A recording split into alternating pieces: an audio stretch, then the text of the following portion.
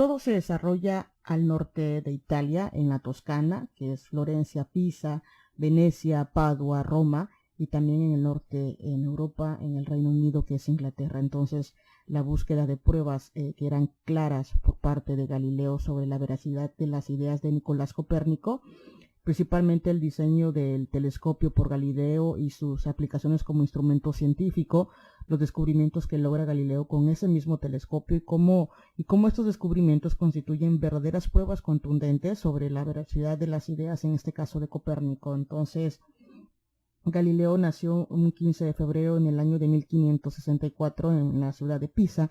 Su nombre era pues de su padre, era Vicencio, y pues dedicó su vida a la música como compositor, teórico y cantante y también profesor, ¿no? Entonces se dice que Galileo fue el mayor de 6 o 7 hermanos, aún no se tiene claro cuántos eran, pero su educación la recibió en casa los primeros años, donde pasaba el tiempo libre practicando música, pintura y dibujo.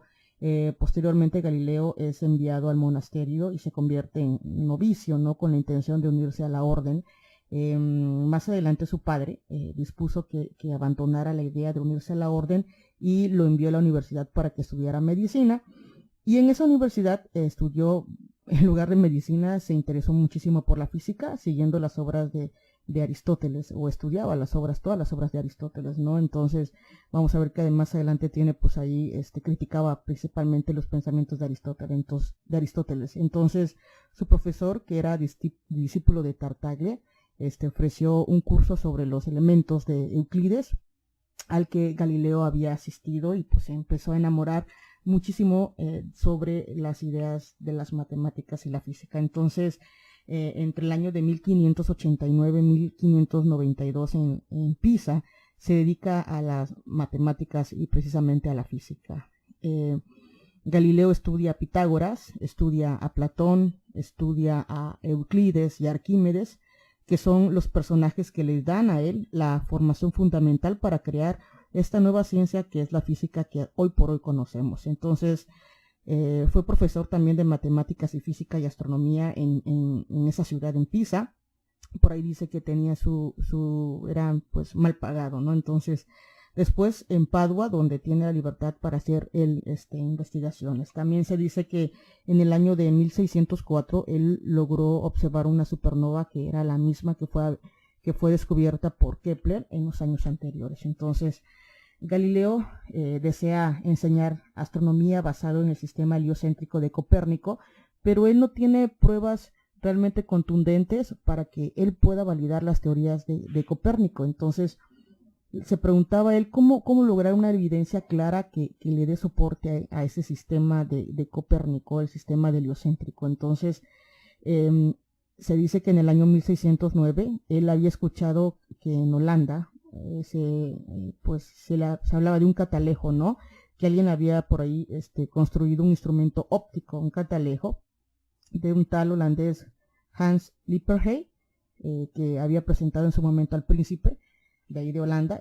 Bueno, entonces con ese instrumento él puede observar los objetos muy lejanos como si estuvieran muchísimo más pues cerca, ¿no? Entonces eso era bien, bien importante. Galileo se da cuenta que son dos lentes, una lente que pues produzca una primera imagen que pues se tiene con el objetivo y amplifique obviamente esta imagen. Entonces Galileo experimenta, también diseña el instrumento que llamamos o que llamaremos hoy por hoy telescopio. Entonces el lente pues está formado por lentes convexos o convergentes y también lentes divergentes, y pues bueno, una lente óptica es un medio, tiene la capacidad, ¿no?, de refractar la luz en forma de una imagen, y el lente pues obviamente es un medio transparente que puede ser vidrio, cristal o plástico, y desvía los rayos de la luz, es decir, la refracción, gracias a sus dos superficies, al menos que una de ellas pues sea curva, ¿no? Entonces Galileo logra obtener primeramente 3 aumentos, y va optimizando el telescopio y logra luego 8 aumentos y hasta 10 aumentos. Entonces, a la gente de Venecia le interesa un instrumento que tenga aplicaciones. Primeramente es un instrumento para el comercio y para la defensa del puerto de Venecia. Entonces, se dice que en el 25 de agosto del año de 1609 él presenta su telescopio a la gente de Venecia y Galileo da a conocer a la gente precisamente el instrumento y explica cómo es su geometría. Entonces, Galileo utiliza el telescopio también como un instrumento científico. En él hace observaciones, hace mediciones, registra, observa, apunta lo que mide, estudia lo que, pues el resultado, ¿no? De todas sus observaciones, los analiza y sobre él saca conclusiones y publica, pues, todos sus resultados. Entonces, en el año de 1610 publica el Sidereus Nuncius, que significa mensajero sideral, donde reporta los descubrimientos que realiza con ese telescopio, ¿no? Entonces, Galileo descubre que el Sol tiene manchas y está rotando. Ve también a Venus que no tiene la luz propia y refleja la luz, obviamente, del Sol. Y así ocurre en todos los planetas. Él descubre los cráteres en la Luna y en Júpiter, pues tiene 4 lunas. Hoy por hoy se llaman lunas galileanas. Él en su momento esas lunas le decía Medici 1, Medici 2 o Medici 1, Medici 2, como quieran ustedes decirle. Y a Saturno ve que tiene orejas, ¿no? Él dirige su telescopio y observa también posteriormente lo que es la Vía Láctea, perdón. Entonces, estos descubrimientos vienen a reforzar, a dar una prueba de la teoría heliocéntrica de Nicolás Copérnico. Galileo observa lo que es la Vía Láctea, perdón, y se da cuenta que es un conglomerado de estrellas que se encuentran muy, muy distantes. Pues es muy grande la distancia entre la Tierra y las estrellas. Obviamente visto desde encima de la Vía Láctea se ve en forma de espiral. Y también él observa que en el brazo de Orión se encuentra nuestra estrella, que es en este caso el Sol. Ustedes pueden investigar más adelante sobre este tema. Entonces, bueno, más adentrarse un poquillo más. También observó que observó el Sol con mucho cuidado porque podía, pues, quedar ciego. De hecho, quedó ciego él en su momento.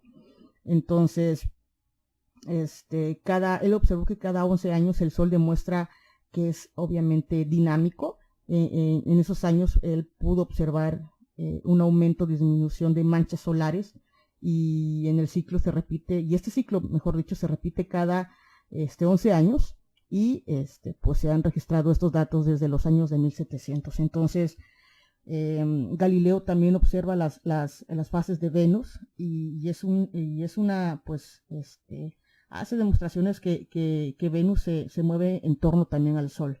Entonces Galileo observa los cráteres de la Luna. Vamos a ver aquí, podemos observar los cráteres de la Luna.